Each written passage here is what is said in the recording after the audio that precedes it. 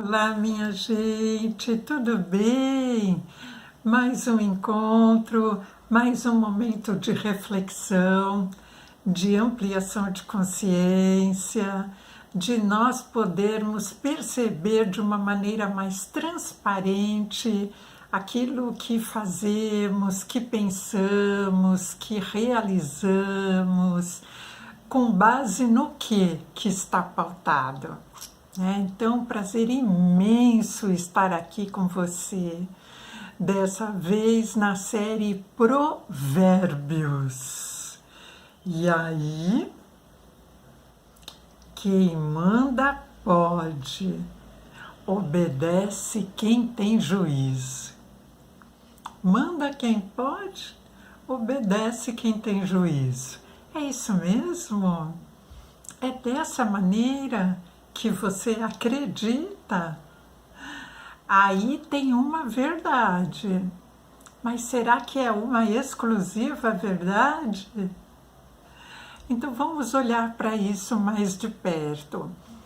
E se você puder dar o like, se você puder fazer comentários, oferecer sugestões, se você já viu outros vídeos, quiser deixar as suas impressões, quiser enviar e-mail, que está aqui na descrição, para atendimento ou para alguma situação mais particularizada, quiser repassar esse material a outras pessoas, se você perceber que pode ser, que está sendo benéfico para você, fique à vontade.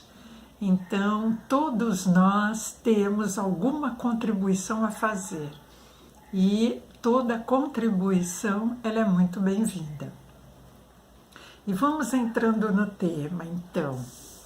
Gostaria que você aí se colocasse numa situação de se despojar de qualquer verdade preliminar, qualquer verdade, embora que todo provérbio traz em si uma verdade muito antiga, Uma verdade que vem passando territórios, civilizações. Tem aí, a gente não consegue precisar quanto tempo que essa verdade vem sendo perpassada, reproduzida, vivenciada. Quando eu digo, quando nós dizemos, manda quem pode, obedece quem tem juízo, olha a relação de autoridade que tem nisso, não é? A relação de autoridade, quem pode e quem não pode. O que é isso, O que mais que você vê nessa afirmação, nesse dito popular tão forte, que de repente faz aquietar o fraco e faz movimentar e faz uma elevação aquele que é mais forte, que tem algum poder. É isso que você vê? Uma coisa é nós percebermos a força de uma frase, de uma afirmação, quase de um mantra, Quando ele é repetido muitas vezes. Outra coisa é a gente não ter a consciência sobre nada disso, no entanto, ir percebendo, em algum momento, que nós estamos reproduzindo aquela coisa no nosso cotidiano. Estamos reproduzindo essa relação de subalternidade, de poder na nossa vida. Às vezes a gente critica tanto determinadas condutas, determinadas formas de agir, e como a gente pode se surpreender quando a gente se depara com coisas que pensamos, que falamos e que agimos, quando julgamos que temos um inimigo na frente. Um inimigo. E, embora nós possamos discordar de muitas coisas, né, que existem nesse mundo, porque nós vivemos num mundo plural, plural de sentimentos, plural de atitudes, plural de qualidades e defeitos, nós podemos discordar, porém, a discordância de uma atitude, de uma postura, não precisa significar uma postura de agressividade com relação à pessoa que praticou uma determinada conduta ou que tem um determinado pensamento contrário ao nosso. Então, debater ideias pode ser muito interessante quando nós temos maturidade e vamos desenvolvendo a nossa maturidade para perceber que o diferente de nós não é nosso inimigo, não precisa ser nosso inimigo, que todos nós temos interesses, intenções e diversidades em nós. E a gente não precisa entrar numa competição o tempo inteiro de quem está certo e de quem está errado. Agora, essa competição, muitas vezes interna, uma coisa que nós fazemos dentro de nós mesmos, entre a maneira que a gente quer determinadas coisas, na forma que nós nos relacionamos com os outros e como os outros se relacionam conosco, nas expectativas que criamos na vida, nas rejeições, de repente, nas sensações ou no sentimento de rejeição sobre as coisas que buscamos conquistar ou que nas circunstâncias que vivenciamos, nas interações que fazemos, a compreensão dessas situações sem nos deixarmos levar pela coisa enaltecida do sentimento descontrolado para a pessoa que age de uma maneira diferenciada, né, ou que chegou na nossa frente, que nos venceu, ou que de repente até nos comprometeu, agiu conosco de uma maneira qualificada, talvez como injusta, desproporcional.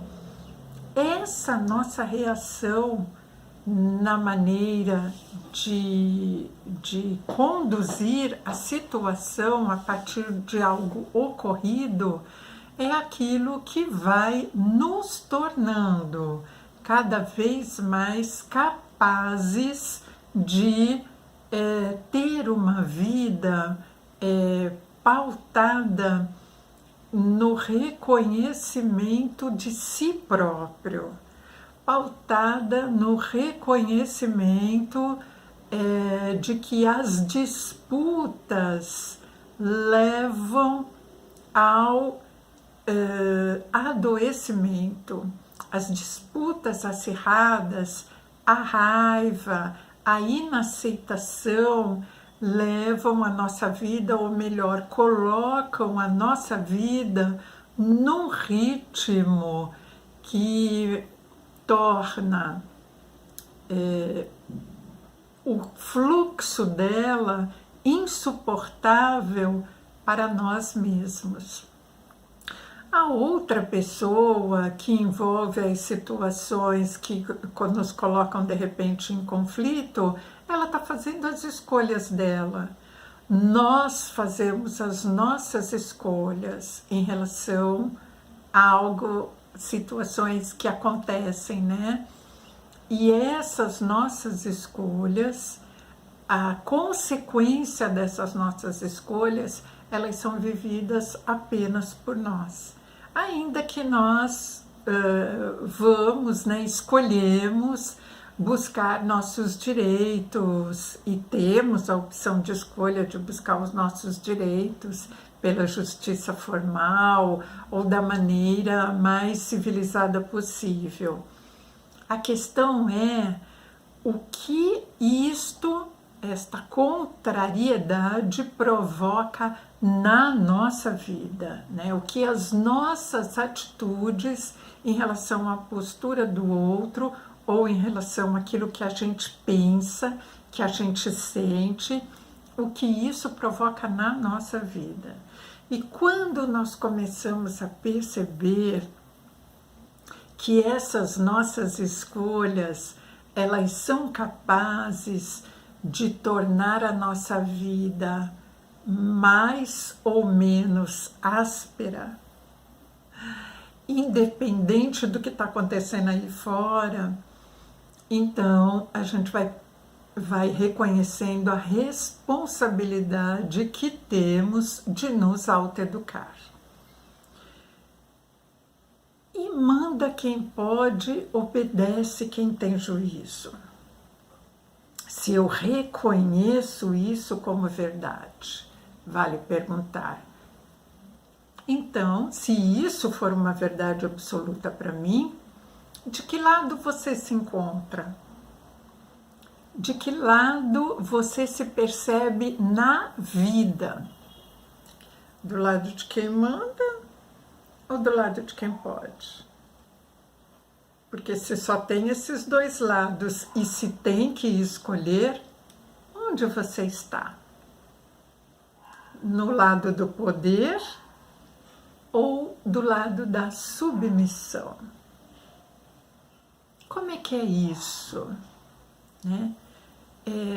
Porque quem faz escolhas, quem sente que tem que fazer escolhas, que há verdades absolutas e que não vale a pena refletir, ela está ela vive um constante pico de altos e baixos.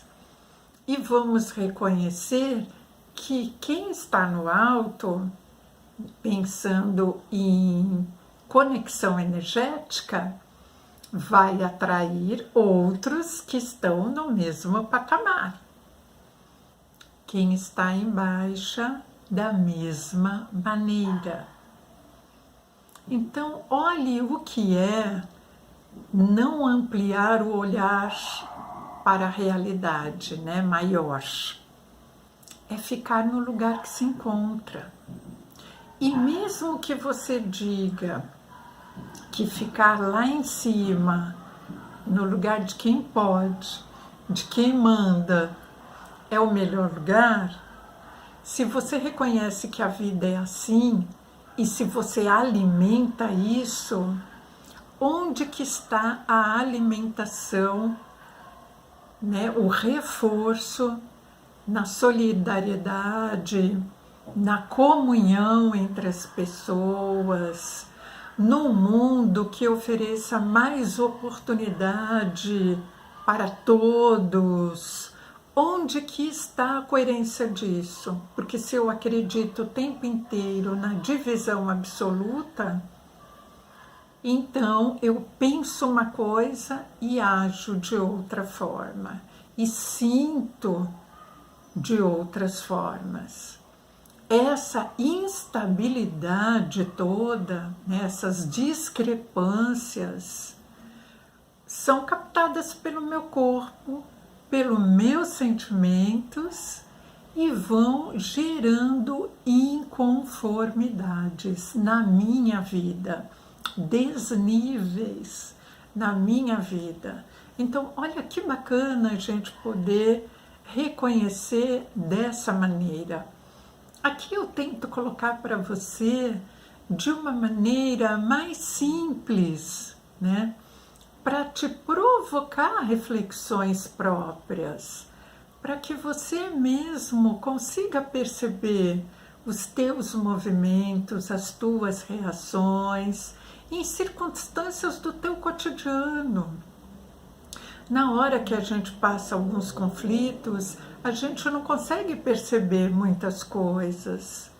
Porém, depois que passou, né, se nós pararmos e pensarmos como foi o nosso dia, né, ao final do dia, o que aconteceu, como agimos, né, com quem interagimos, de que maneira nos relacionamos com as pessoas naquele dia, né? Pensarmos sobre as coisas que mexeram conosco ou de uma maneira dentro daquilo que a gente considera como bom ou como ruim, não tão bom. Se nós formos pensar sobre isso, né, como observador, observar tudo que já aconteceu com uma certa distância, né, sem julgamento, sem nos colocarmos de um lado, que é o lado do vencedor, o lado daquele que tem razão. Se não nos colocarmos dessa maneira, quanta coisa a gente pode aprender, né? Deixa eu ver o que mais eu posso colocar para vocês. Schopenhauer, que ele é um filósofo, né, que é considerado um filósofo negacionista.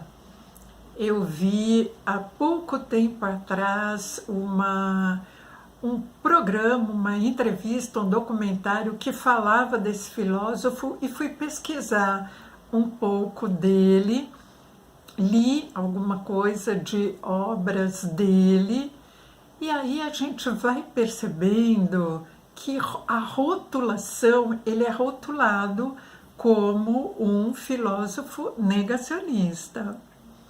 Porém, ele tem a expressão de um pensamento, quando nós começamos a ler esse filósofo e enxergar coisas dele, além das frases, além de extrairmos frases prontas das verbalizações que ele fazia, quando a gente percebe o pensamento dele, a gente vê quanta coisa nós podemos aprender com aquele pensamento, né? Quando nós olhamos sem julgar.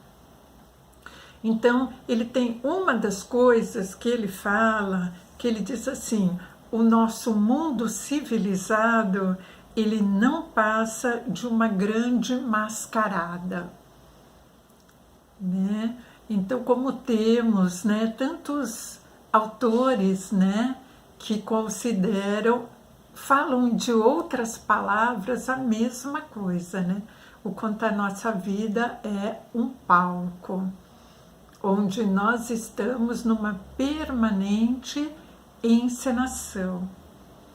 Mas, se nessa encenação a gente não entrar de vez em quando lá no camarim, para olharmos no espelho sem máscara nenhuma, se nós não fizermos isto na vida, nós vamos nos perder nas máscaras, nas encenações que nós mesmos criamos. Imagine no mundo com tantas pessoas, tantas encenações são criadas concomitantemente. E nessas encenações estão implícitas verdades, que vão se transformando em verdade, não porque o são de fato, mas porque nós vamos crendo que assim o são. Então, esse provérbio, ele fala disso. Ele fala do quanto a gente pode se colocar contra o outro gratuitamente, né? Porque o aquietar frente ao outro, né, uma situação de conflito, eu me colocar numa postura mais passiva, numa atitude passiva, não significa que eu estou concordando com o outro, né? E pode significar alguma pretensão ativa muito grande da minha parte, que não está sendo vista. Então, perceber que se calar nem sempre significa obediência. O se calar, o silenciar, nem sempre significa obediência. E quando nós colocamos dessa maneira, que é obediência, né? Que obedecer é a postura ajuizada frente a uma situação de poder, eu estou disseminando a divisão de classes, a divisão de poder, a divisão de poder dentro da minha casa, com o meu companheiro, né, com a minha companheira, com os meus filhos. Então, trata de nós estarmos dando um rumo para a nossa vida, que é uma vida dividida, uma vida fragmentada. Então, olha que legal perceber isso. Schopenhauer faz a gente perceber essa ideia dessa fragmentação através das máscaras, né, que ele pontua para nós. Quantas máscaras a gente usa, né? E a epidemia trouxe para nós, nesse momento, a máscara física, para a gente poder perceber, será que é isso mesmo? Né? Eu uso tanta máscara, preciso tanto disso, que nesse momento chega para nós algo, uma situação que me obriga a usar uma máscara o tempo inteiro. Então, quando eu falo essas coisas, né, aqui com você, na ideia de dar alguns cutucões, né, em você, em mim mesma, né, para nós irmos verificando as nossas atitudes, as nossas posturas, né? E como que a gente vem fazendo ou não da nossa vida algo mais saudável, né?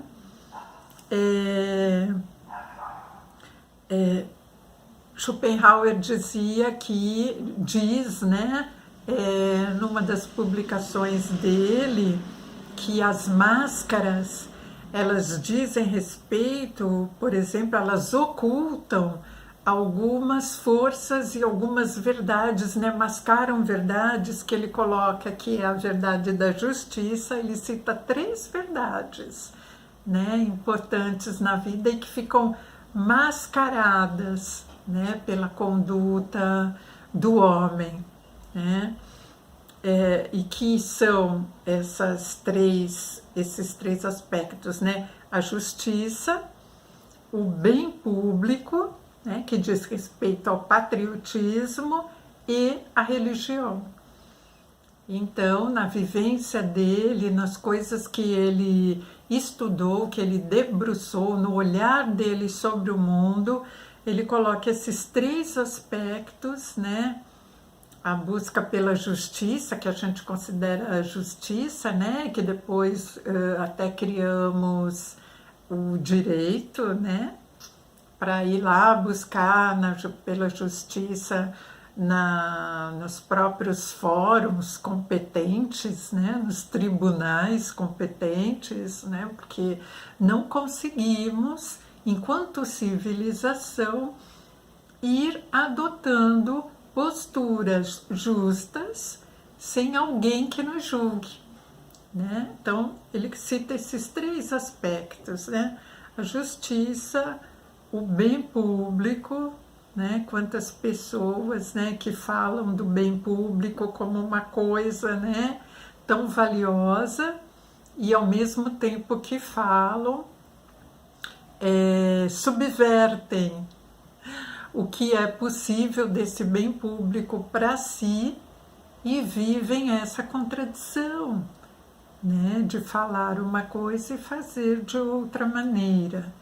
E que a gente observe se na nossa vida, de alguma forma, a gente age dessa maneira também, quando não há ninguém olhando, quando nós não nos sentimos vitrine, né? Como agimos. Então, esse é o mais genuíno de nós, né? É aquilo que a gente fala e faz em família, na nossa casa, na nossa privacidade, né? O quanto desse poder está em nós ou não. O quanto dessa autoridade e dessa subalternidade em relação aos outros nós estamos aplicando na nossa vida e estamos reclamando por conta dos adoecimentos, do entristecimento, do enfraquecimento, das dores que temos, né? Das dores que temos. Schopenhauer, nessas coisas que eu trago aqui para você, eu trago de um livro escrito por ele, intitulado As Dores do Mundo. Olha o que é isso. Perceber o mundo como um palco de dor e sofrimento. Por isso que ele é tido como um filósofo negacionista, né? Um dos aspectos.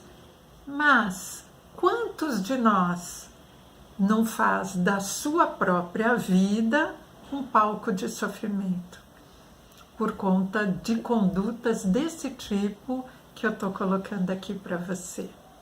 Não é? Reflita sobre a sua conduta. Pelo menos, né, a gente refletindo naquilo que está na nossa competência, esse é o grande ganho, né? Aí está a grande possibilidade de transformação. Deixa eu ver o que mais eu quero colocar aqui para vocês. Então, será que é preciso essas divisões, né, duais, antagônicas, viver um extremo ou outro extremo, né? Em vários vídeos eu coloco vocês, né, para nós pensarmos sobre isso, né? Por que tem que julgar o tempo inteiro, né? Por que a gente não pode compor entre os diferentes? Por que tem que escolher, né?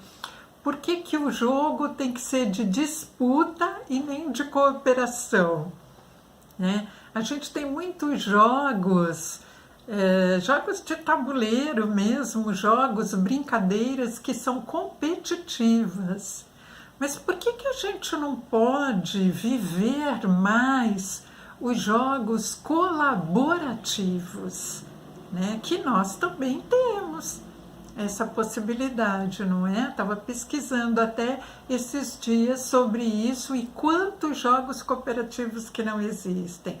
Mas será que a gente pensa nisso quando a gente faz a escolha de um tipo de lazer ou de um tipo de jogo que nós vamos presentear alguém? Será? Então, que a gente possa observar essas coisas, né? Krishnamurti, um filósofo indiano maravilhoso, né? Também, que eu considero assim, ele diz para nós que o pensamento cria o pensador.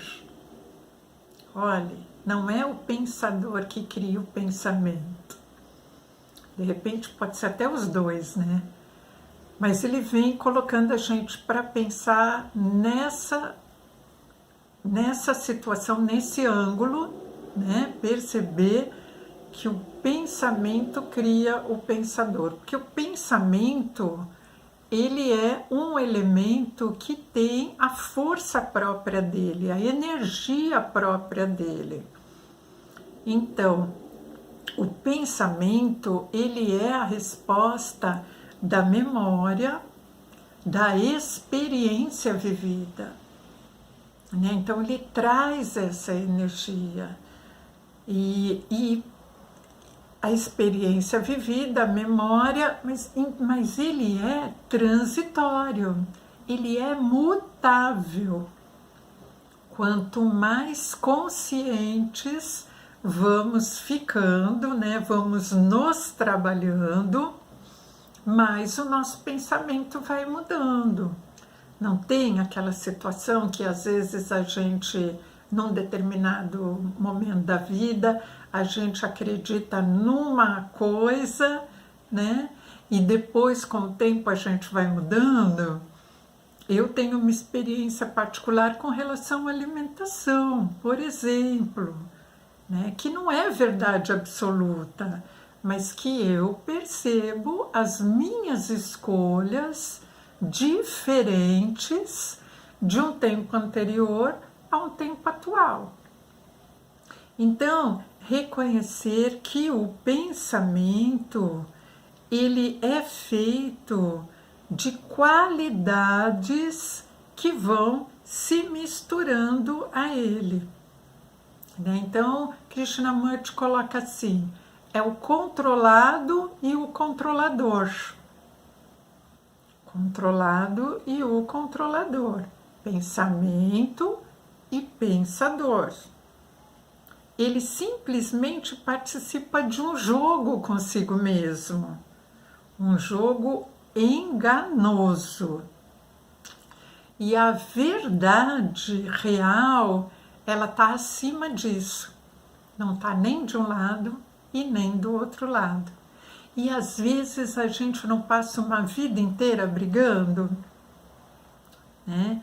Onde que está a verdade? Está desse lado. E quem está do lado de cá diz, não, está desse. Aí nós entramos na justiça e vamos viver uma eternidade para poder brigar pela legitimação de onde está a verdade, né? O reconhecimento da minha verdade.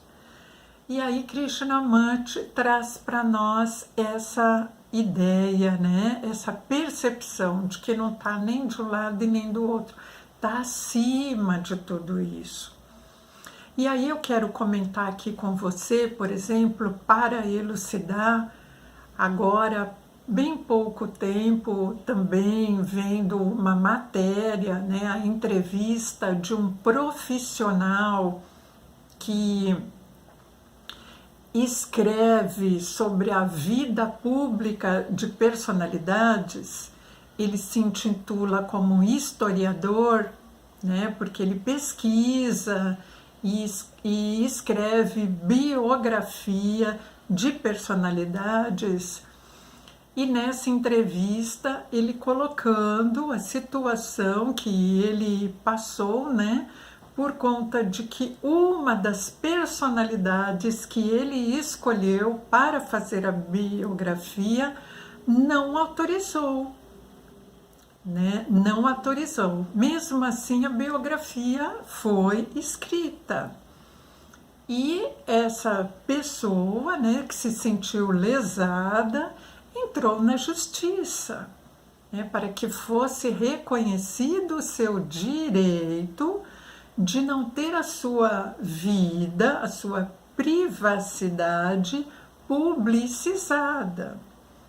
Na justiça também, esse profissional historiador, né, também foi colocar os seus direitos, né, apresentar a sua defesa, colocando o seu direito enquanto oferecer ao público em geral a história de uma pessoa reconhecidamente pública e querida, né? E disponibilizar isso para tantas pessoas que têm nessa personalidade uma pessoa tão especial, tão carinhosa, com tantas qualidades. E nessa briga, né, vejam só como são as coisas, né? Se a gente parar para pensar, independente de julgar, né? Se você tem a sua vida, né? Se você quer preservar a tua história de vida e não quer que ela seja aberta ao mundo, né? Será que você não tem o direito de preservar, de ter preservado essa sua vontade? Por um outro lado, se você é um profissional, pesquisador, historiador, né? E você tem a sua vida, a sua profissão pautada em pesquisas biográficas, né? E você tem um interesse em divulgar, em pesquisar sobre alguém muito querido no seu meio, na sua sociedade, né? Você não tem o direito de fazer isso, né? Porque essa pessoa já é reconhecida publicamente. Então vejam, independente de nós julgarmos ou assumirmos, né, um lado ou outro lado, quem está certo ou quem está errado, longe disso, percebamos que ambas as partes têm a sua verdade. Ambos os lados mostram, têm o direito de mostrar a sua verdade. Porém, para chegarmos numa situação de maior equilíbrio, há de ter uma forma que os dois lados se sintam contemplados, que o profissional se sinta contemplado naquilo que ele pode fazer com tantas biografias e com os momentos e com o tipo de trabalho que ele pode fazer.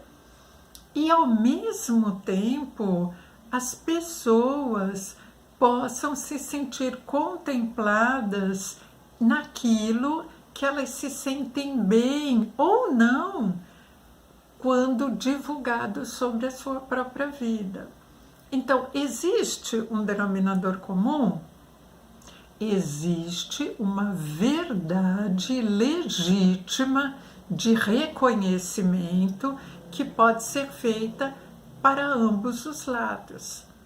E quando essa verdade é buscada, onde os dois lados se sintam contemplados, aí a gente encontra o equilíbrio. Se ficar na busca das verdades nos polos específicos, é conflito e é briga, né? Então, Krishnamurti fala para a gente isso, dessa verdade acima, de uma verdade da gente poder reconhecer sem julgar e poder encontrar flexibilidades sem disputar, não é? Flexibilidades na maneira de escolher as coisas, escolher os nossos caminhos. Não é bacana isso, minha gente? Então, que a gente possa refletir sobre essas coisas, né? Essa questão de nós, de repente, criarmos à toa inimigos, né? Inutilmente criarmos inimigos de peito aberto. É como se a gente estivesse colocando fogo na nossa própria casa, né? Você dormir de uma maneira intranquila, você se sentir lesado, você se sentir mal, né, se sentir em disputa, é como se você estivesse colocando fogo na tua própria casa, né? Então, o orgulho é uma convicção da nossa própria superioridade, né? Diz aqui, segundo a gente vai observando, né, e a gente pode refletir nessa questão do orgulho. E a vaidade é o desejo de despertar nos outros essa persuasão com a esperança secreta de convencer a nós mesmos. A gente mesmo busca se convencer da nossa verdade, né? Essa é uma vaidade, né? Segundo Krishnamurti também. Olha que bacana, né? Então, que costumes, hábitos, né, nós permitimos reproduzir no cotidiano, né? É o hábito do ser forte, é o hábito de não ser fraco, né? É o hábito que o passivo é o fraco, é o submisso. Então, vamos refletir um pouquinho sobre isso, né? Que a gente possa incluir as diferentes facetas de nós mesmos. E a gente está chegando no finzinho do vídeo e eu quero trazer para você uma parábola, né? Uma parábola que diz assim, olha só, um mestre marcou encontro com seu discípulo no alto de um monte, né? Uma montanha sagrada. E aí o discípulo ficou bastante ansioso, muito feliz e muito ansioso com esse encontro, né? Porque ele teria oportunidade ali de encontrar, ouvir o seu mestre, né? A sabedoria de alguém que ele acreditava toda a confiança, né? E acreditava a formação da vida dele, né? Então ele estava ávido por esse momento do encontro, foi subindo ali a montanha, né? E muito preocupado em não chegar atrasado, muito preocupado com o horário, com o tempo. No caminho, enquanto ele subia essa montanha, ele viu um homem perto de um penhasco. E ele ficou intrigado com aquilo. O que esse homem está fazendo nesse lugar aqui, sozinho? Mas ele pensou, eu estou muito atrasado, eu preciso chegar dentro do horário para encontrar o meu mestre. Na volta eu passo por aqui e vejo o que está acontecendo. E ele subiu aquela montanha com muito fervor e preocupado muito com a questão do tempo, e quando ele chegou lá no alto, no cume, ele não encontrou seu mestre. E pensou, nossa, cheguei atrasado. Não foi dessa vez. Ficou muito frustrado, decepcionado, e no caminho de volta, descendo essa montanha, ele encontrou um bilhete que dizia assim, quem sabe outro dia, quando você estiver menos apressado, me reconheça.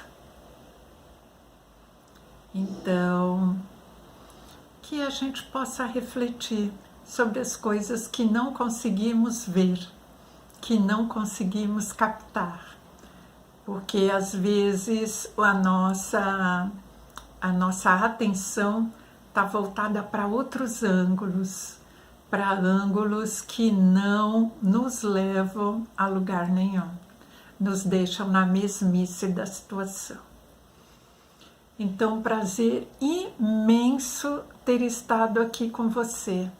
E na semana que vem a gente se encontra de novo com um novo tema. Grande beijo.